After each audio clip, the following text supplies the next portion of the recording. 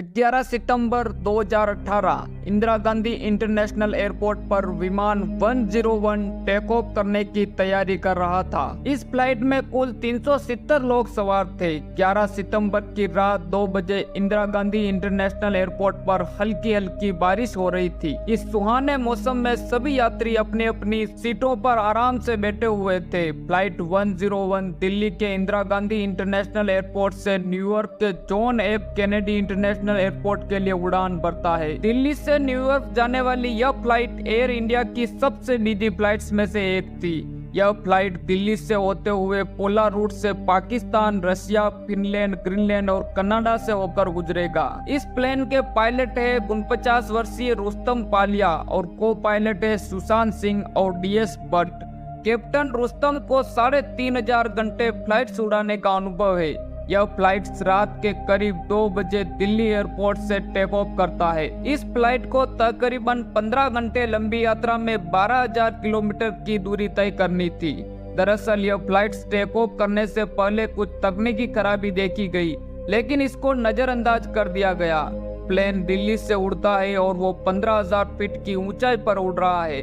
मौसम साफ नहीं था, बादलों के बीच इतना घना कोहरा था कि सामने कुछ भी नहीं दिख रहा था। फ्लाइट्स के सभी क्रू मेंबर्स इस बात से बिल्कुल अनजान थे कि आज उन्हें एक से बढ़कर एक परेशानियों का सामना करना पड़ेगा। प्लेन टेक ऑफ के कुछ देर बाद ही प्लेन का APU काम करना बंद कर देता है। दरअसल किसी प्लेन में APU का काम इंजन फेल होने पर उसमें पावर प्रोवाइड करना होता है, इसलिए कैप्टन और ATC इसको नजरअंदाज कर देते हैं। टेक ऑफ करने के कुछ देर बाद एक और समस्या देखने को मिलती है।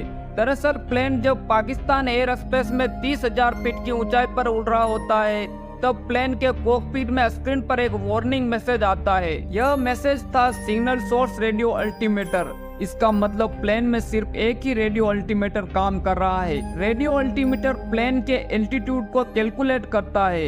यह प्लेन कितनी ऊंचाई पर उड़ रहा है इसकी जानकारी पायलट तक पहुंचाता है।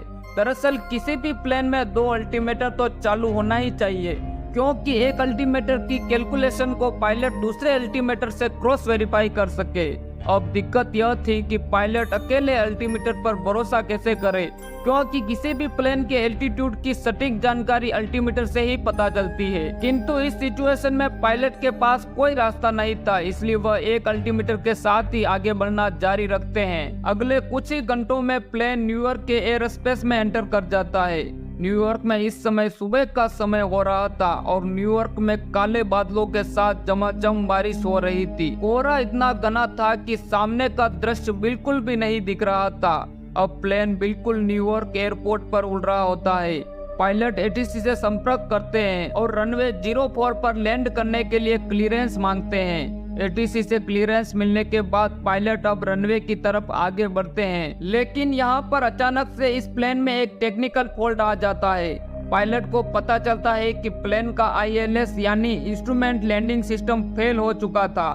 दरअसल किसी भी प्लेन में ILS का चालू रहना जरूरी है, क्योंकि ILS किसी भी खराब मौसम में प्लेन को लैंड आसानी से करवा देता है। दरअसल जब कोई भी एयरक्राफ्ट लैंड कर रहा होता है, तब रनवे के दोनों तरफ बहुत सारे छोटे छोटे एंटीना लगे होते हैं, जो लगातार प्लेन में मौजूद ILS को स्पेशल रेडियो सिग्नल भेजते रहते हैं, जिनके जरिए पायलट्स और प्लेन को पता चलता है कि वे कितनी ऊंचाई पर है और रनवे किस तरफ है। यानी एक तरह से खराब मौसम में भी ILS प्लेन को सही रास्ता दिखाते हुए लैंड करवा सकता है। अब अगर फ्लाइट 101 की तरह किसी दूसरे प्लेन का ILS खराब हो जाता है, तो पायलट्स के पास एक दूसरा रास्ता भी होता है। दरअसल किसी भी प्लेन में एल नेवी नाम का एक फंक्शन होता है, जिसके माध्यम से पायलट प्लेन को मैन्युअली रनवे पर लैंड करवा सकता है।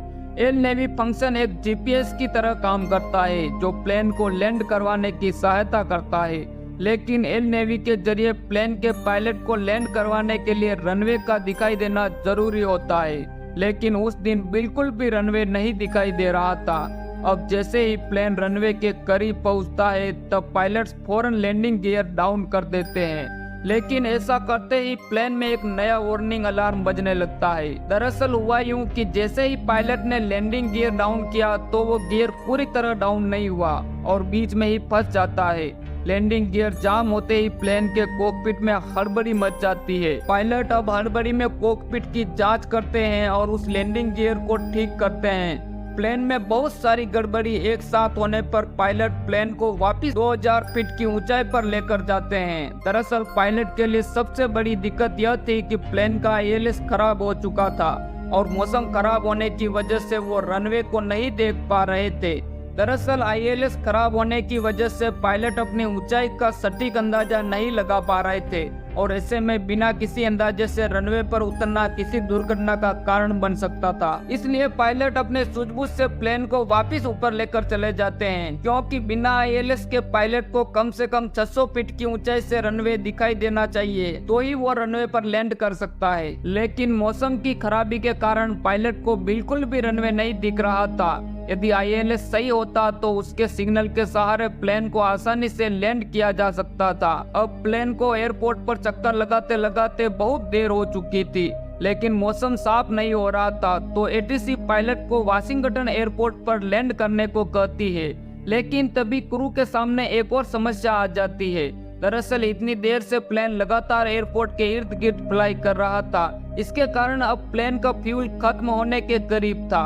जब ATC पायलट को वाशिंगटन एयरपोर्ट पर उतरने को कहती है तब प्लेन में सिर्फ 7300 किलो फ्यूल ही बचा था और इतने कम फ्यूल में पायलट प्लेन को किसी भी दूसरे एयरपोर्ट पर नहीं ले जा सकते थे। अब धीरे धीरे पायलट्स की परेशानी बढ़ती जा रही थी। तभी ATC ने उन्हें न्यूयॉर्क के पास ही मौजूद नेवार्क में उतरने की सलाह दी। हालांकि उस समय नेवार्क में भी मौसम बिगड़ा हुआ था, लेकिन नेवार्क एयरपोर्ट न्यूयॉर्क एयरपोर्ट जितना व्यस्त नहीं रहता, इसलिए वहाँ लैंडिंग करना आसान था। नेवार्क में भी मौसम बिल्कुल साफ नहीं था और इतनी कम विजिबिलिटी में लैंडिंग करने में रिस्क भी बहुत था, लेकिन फिर भी अब इस प्लेन को लैंड तो करना ही था। इसलिए पायलट्स नेवार्क में ही उतरने का फैसला करते हैं। पायलट वहां के ATC से संपर्क कर उन्हें पूरे घटनाक्रम के बारे में विस्तार से बताते हैं। तब ATC तुरंत ही इमरजेंसी सर्विसेज को रनवे पर भेजती है। फ्लाइट 101 के पायलट और केबिन क्रू के लिए यह एक अग्नि परीक्षा थी, क्योंकि वह पिछले 15 घंटों से लगातार फ्लाई कर रहे थे और अब उन्हें किसी भी हाल में लैंड करना था। अब सभी क्रू मेंबर्स अपने अपनी कमान संभाल लेते हैं। पायलट के हाथ में 370 लोगों की जान थी और कॉकपिट के बाहर बादल ही बादल थे। हालांकि इतने सब दिक्कतों के बाद अब आखिरकार फ्लाइट 101 लैंड करने वाली थी, पर शायद उस दिन पायलटों की किस्मत ही खराब थी।